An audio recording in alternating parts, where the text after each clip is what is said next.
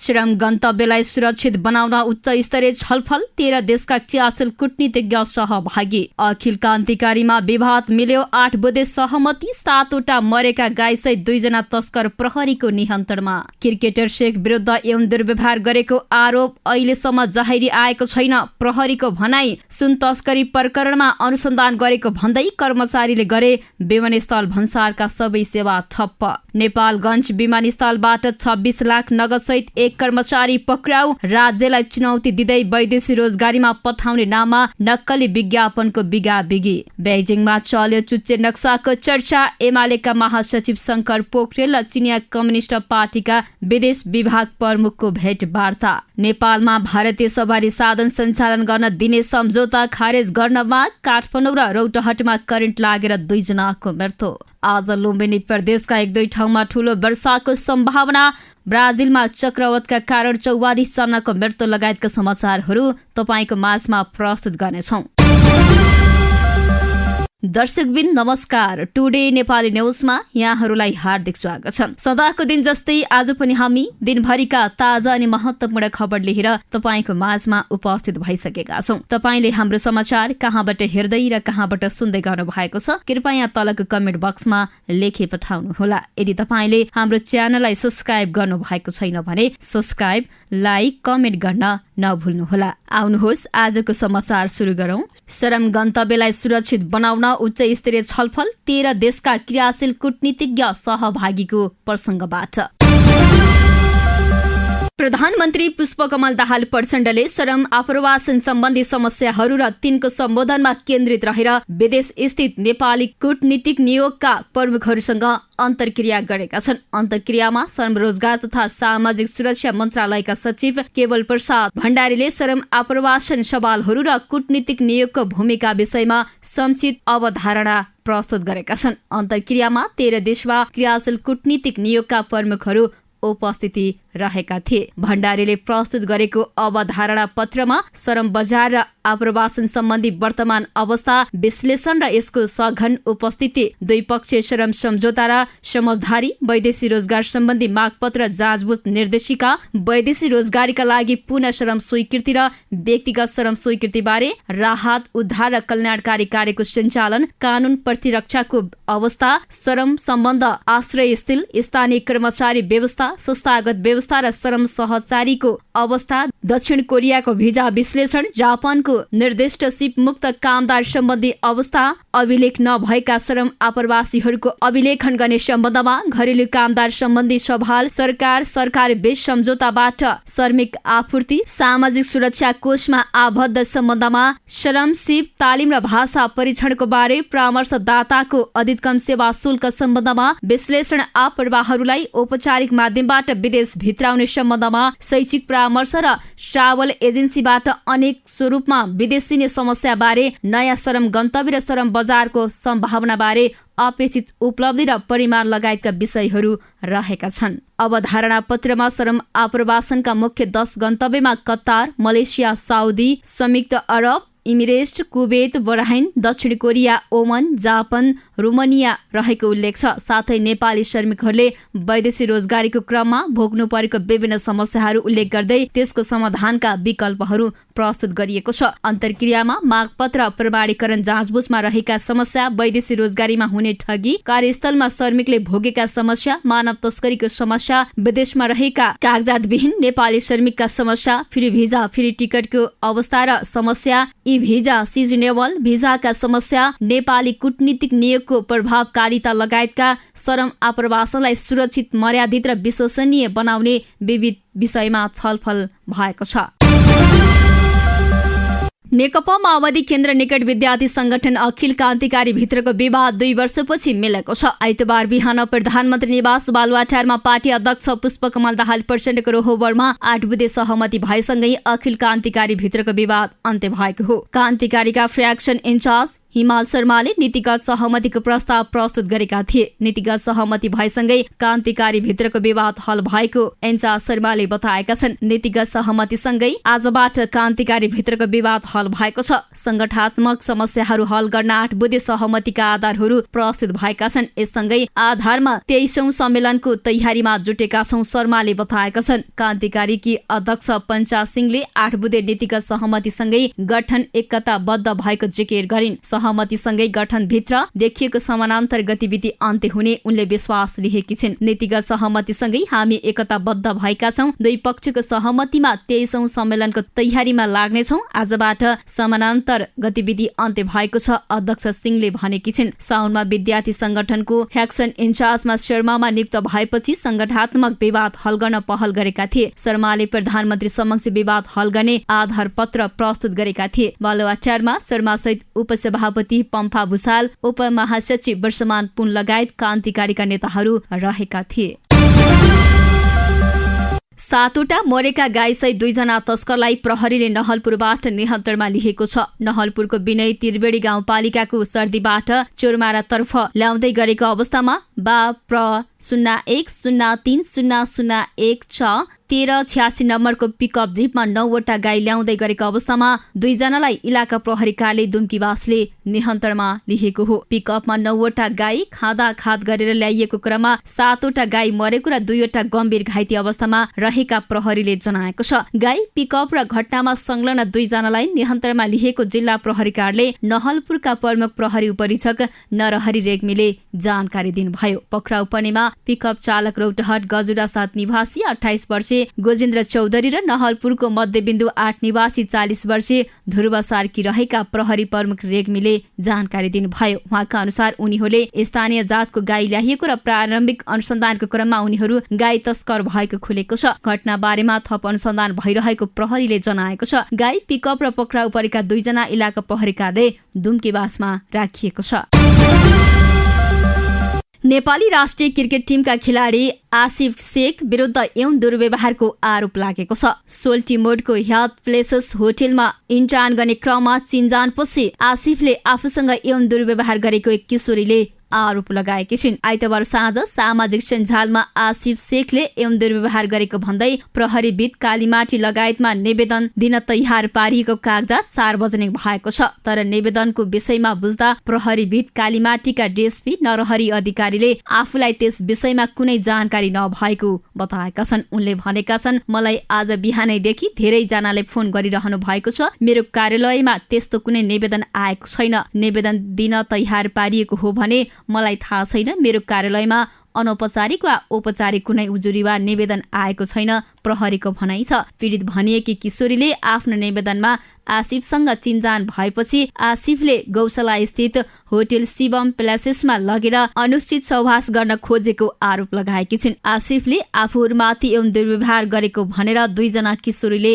आरोप लगाएका छन्। कालीमाटी स्थित महिला बाल बालिका सेवा केन्द्रलाई सम्बोधन गरेर लेखिएको उक्त निवेदन उनीहरूले सामाजिक सञ्जाल मार्फत बाहिर ल्याएका छन्।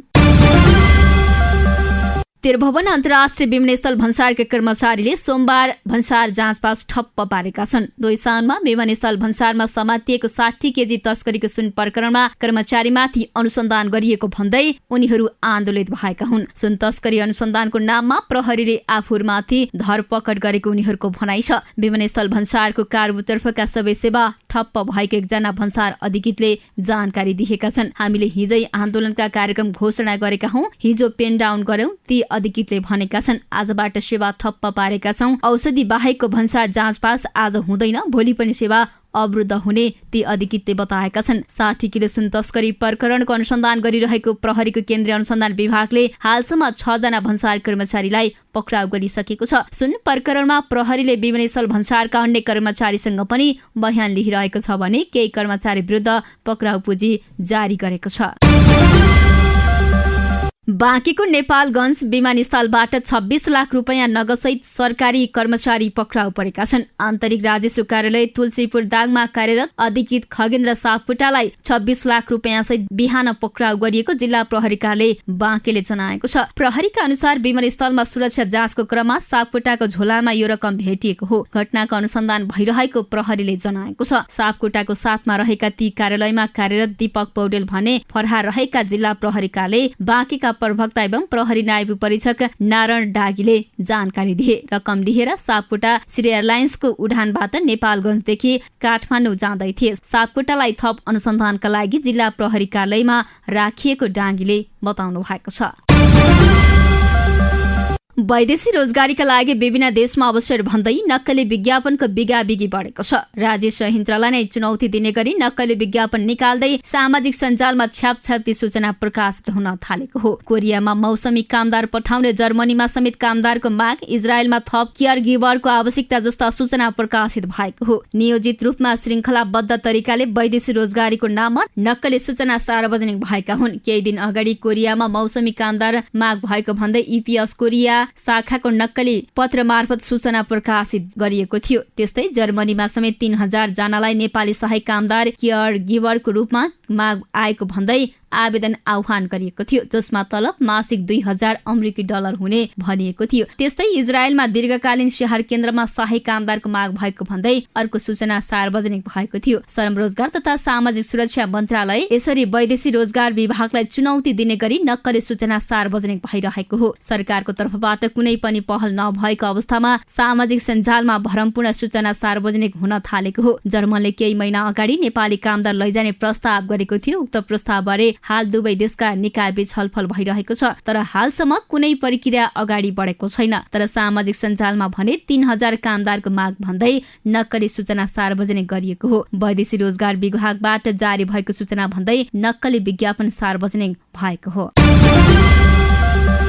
नेकपा एमालेका महासचिव शंकर पोखरेल र चिनिया कम्युनिस्ट पार्टी सीपीसीका विदेश विभाग प्रमुख लिउ चियानजाओ बीच भेटवार्ता भएको छ। सोमबार बेजिङमा महासचिव पोखरेल र सीपीसीका विदेश विभाग प्रमुख लिउ बीच भेटवार्ता भएको हो। दुई नेता बीचको भेटवार्तामा महासचिव पोखरेलले 1816 को सुगौली सन्धिको मर्म अनुसार नेपालको नक्सा संसदबाट पास गरेर औपचारिक रूपमा जारी गरेको जानकारी गराएका छन्। चुच्चे नक्साका कारण दबाव र अप्ठ्याराहरूको पनि सामना गर्नु परेको भन्दै पोखरेलले जारी नक्साका सन्दर्भमा सोही अनुसार आफूले चीनको पनि साथ चाहेको जनाएका छन्। हामी चीन सरकार र चिनिया कम्युनिस्ट पार्टीको साथ चाहन्छौं। हामी एक चीनको पक्षमा दृढ छौं। नेपालको भूमिबाट चीन विरोधी गतिविधि गर्ने कामलाई अस्वीकार गर्छौं, महासचिव पोखरेलको भनाइ छ। त्यसक्रममा महासचिव पोखरेलले नेकपा एमाले असंलग्न परराष्ट्र नीति र पञ्चशीलको आधारमा अन्तर्राष्ट्रिय सम्बन्ध र सहकार्यलाई कायम राख्न चाहेको समेत बताएका छन्। त्यसक्रममा उनले अध्यक्ष तथा पूर्व प्रधानमन्त्री केपी शर्मा ओलीको चीन भ्रमण र चिनिया राष्ट्रपति तथा सीपीसीका महासचिव सी जिनपिङको नेपाल भ्रमणको क्रममा भएका सहमति सम्झौता छिटोभन्दा छिटो कार्यान्वयनको पक्षमा रहेको समेत जानकारी गराएका छन्। जवाफमा विदेश विभाग प्रमुख लिङ चियानचाओले एक चीन नीतिमा दृढ रहेकोमा नेकपा एमालेलाई धन्यवाद दिएका छन्। नेकपा एमाले र चिनिया कम्युनिस्ट पार्टी बीचको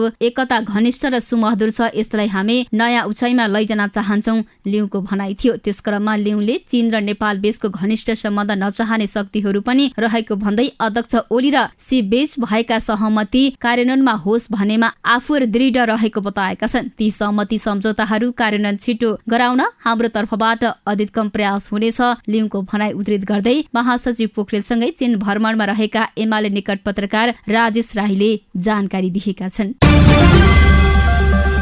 नेपाल यातायात व्यवसायी राष्ट्रिय महासंघले भारतीय मालवाहक र यात्रुवाहक सवारी साधन नेपालभित्र सञ्चालन गर्न दिने 72 घण्टे असमान सम्झौता तत्काल खारेज गर्न माग गरेको छ। महासंघको भदौ 22 र 23 गते बसेको केन्द्रीय कार्य समितिको बैठकको आइतबार निर्णय सार्वजनिक गर्दै भारतीय मालवाहक र यात्रुवाहक सवारी साधन नेपालभित्र सञ्चालन गर्न दिने 72 घण्टे असमान सम्झौता खारेज गर्न माग गरेको हो। महासंघका महासचिव टेकनाथ गौतमले विगत 2 दशकदेखि संस्था दर्ता ऐन 2034 मा रहेका संघ समितिलाई सिन्डिकेटका नाममा अध्ययन र व्यवस्थापन बिना हचुवाको भरमा कम्पनीमा रूपान्तरण गर्दा यातायात क्षेत्र सञ्चालनमा समस्या परेको बताएका छन्। सार्वजनिक यातायात क्षेत्रमा व्यवस्थित, मर्यादित र यात्रु मैत्री प्रविधियुक्त बनाउन सरकारवाला सहितको सहभागितामा अधिकार सम्पन्न यातायात प्राधिकरण गठनका लागि पूर्व सचिव शरद चन्द पौडेलको संयोजकत्वमा कार्यदल निर्माण गरिएको महासंघबाट पेश गरिएका सुझाव तत्काल कार्यान्वयन गर्न सरकारलाई आग्रह समेत गरेको छ। महासचिव गौतमले 20 वर्ष सवारी साधन विस्थापन गर्ने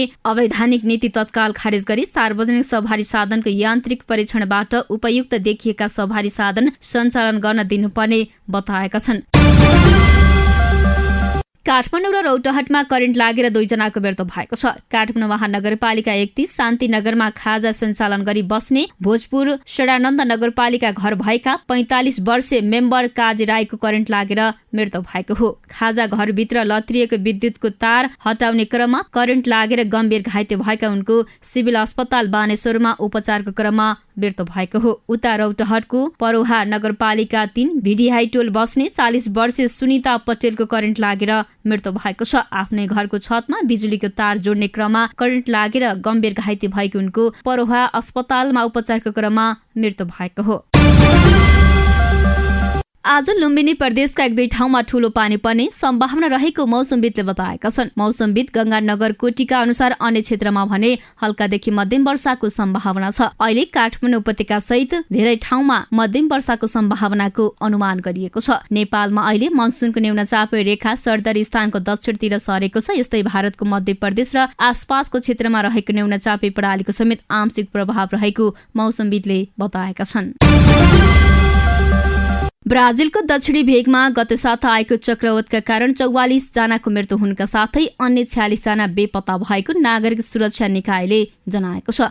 आँधीका कारण अर्जेन्टिना र उरुग्वेसँग सीमा जोडिएको रियो ग्रान्डे डो सुल राज्यका 60वटा शहर र छिमेकी राज्य सान्टा क्याटेरिनाका केही क्षेत्रमा सोमबारदेखि मुसलधारे वर्षा प्रति घण्टा 110 किलोमिटर भन्दा बढीको हावाहुरी बाढी र पहिरो गएको थियो। ती मध्ये 1 जना बाहेक सबैजनाको मृत्यु रियो ग्रान्डे डो सुलमा भएको थियो, जहाँ 224 जना घाइते भएका थिए भने 14,000 भन्दा बढीलाई सुरक्षित स्थानमा सारिएको थियो। सबैभन्दा बढी प्रभावित शहर मुकुममा 16 र रोक्का सेल्समा 10 जनाको मृत्यु भएको छ। ब्राजिलका उपराष्ट्रपति रोनाल्डो अल्कमिनले उक्त क्षेत्रको भ्रमण गरी चक्रवातबाट प्रभावित प्रत्येक व्यक्तिलाई करिब 160 अमेरिकी डलर क्षतिपूर्ति दिने सरकारको योजनाको घोषणा गर्नुभएको छ। हवस् त टुडे नेपाली न्युजले तयार पारेको समाचार यही सकिएको छ। आजको समाचार तपाईलाई कस्तो लाग्यो? जस्तो लाग्यो उस्तै प्रतिक्रिया दिन नभुल्नुहोला। साथै हाम्रो च्यानललाई सब्स्क्राइब, लाइक, कमेन्ट गर्न नभुल्नुहोला।